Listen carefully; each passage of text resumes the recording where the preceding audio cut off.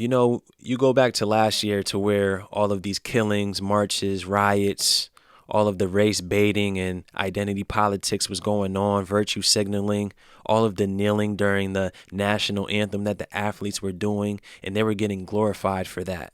They were getting called quote unquote strong, courageous, being on the right side of history, all of that bullshit that didn't solve a damn thing. Milwaukee Bucks, quote unquote, boycotted a game only to play that same Saturday. What did that solve?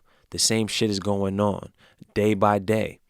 Those people are getting called strong for all of that bullshit because they want to be down with the woke crowd, the pro-black crowd, super liberal crowd that doesn't solve a damn thing, only keeps the conversation going.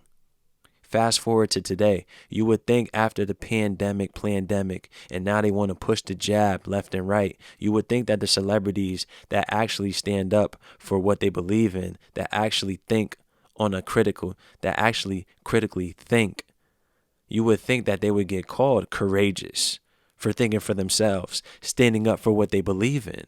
But no, these liberals want to control you, your mind, your body, your soul, period, point blank. They don't care about your religious beliefs. They denied Andrew Wiggins from being exempt from taking the jab for religious beliefs. So what does that tell you about San Francisco? What does that tell you about New York City? They don't care about Kyrie Irving. The media has a love-hate relationship with him. It's not hard to see. But you don't hear celebrities that are calling them courageous. You don't see too many tweets talking about you go Kyrie, Andrew Wiggins, Bradley Beal, Jonathan Isaacs.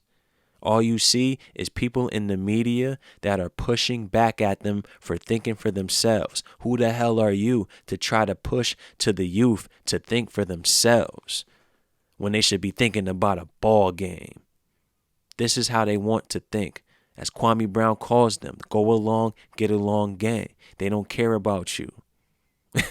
Not at all. He's going to talk about how he supports these individuals, and people got to understand, when you keep hearing all of these celebrities, all of the people that are on these quote unquote platforms, blue check marks, all talking about the same thing, same narrative, same script, it's all going one way, you have to question that. Remember when you were growing up, your parents, if you had good parents, they told you to be a leader, not a follower. But everybody in today's world is worrying about followers while being a follower because they don't want to go against the tide. They don't want to hurt feelings. They don't want to tell anybody the truth. Being fake is the new real. Filters, all that nonsense. Let's check it out. I just really wish people tap into negotiating from that we the shit. I'm gonna pray for Andrew Wiggins.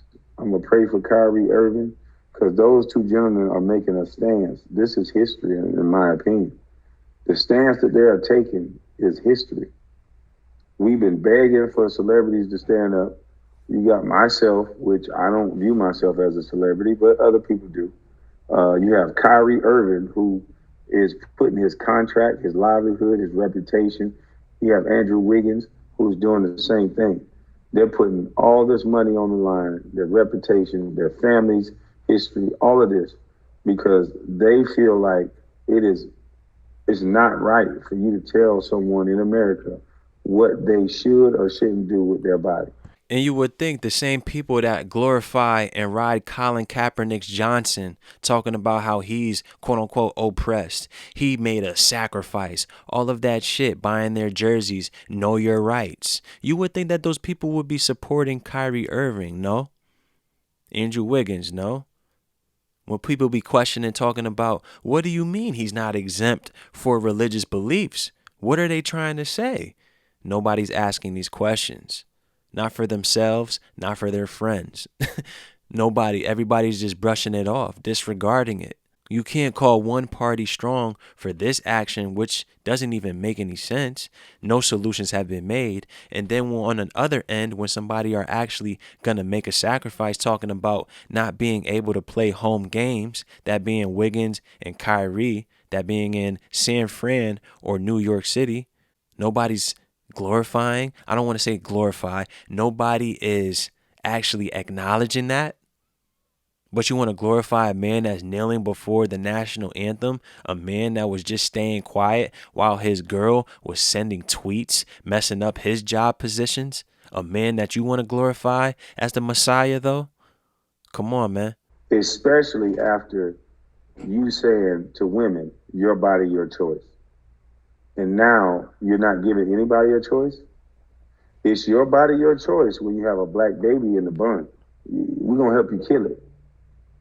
But it's not your body, your choice when it comes to you poking a jab in your arm. Specifically in the NBA, it's predominantly made of black men.